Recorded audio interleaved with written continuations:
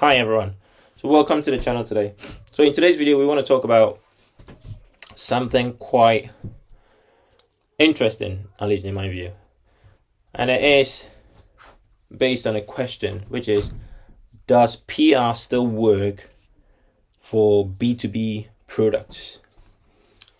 And the answer is yes, but it depends, right? So most times organizations would say something like, hey, we're not quite sure if we want to do PR or not. And in that case, the thing you want to ask yourself is, do your customers read or congregate on specific PR channels? So for example, let's say you're selling cybersecurity software to CISOs. So most CISOs, you would argue, okay, read CISO magazine, right? Are members of CISO forums, CISO networks.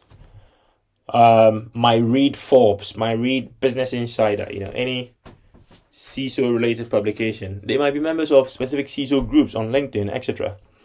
Now, if you then decide you're gonna push out a one-page spread on the Financial Times, then what are the chances that your CISO is going to read the Financial Times?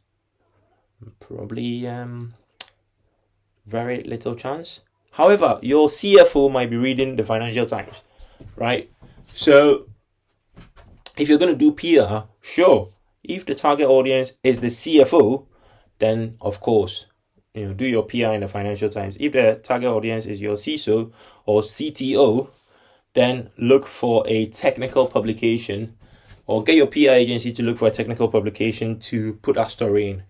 Now, that's if you're trying to go very targeted.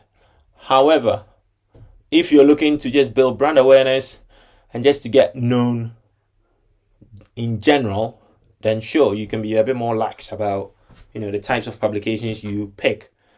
I personally don't advocate for that approach because it's a bit like, wasting money or just throwing things at the wall and then hoping something sticks. I'd rather you go for a more targeted approach and then see what you get from that targeted approach, as opposed to just going wide and then hoping for the best sort of thing.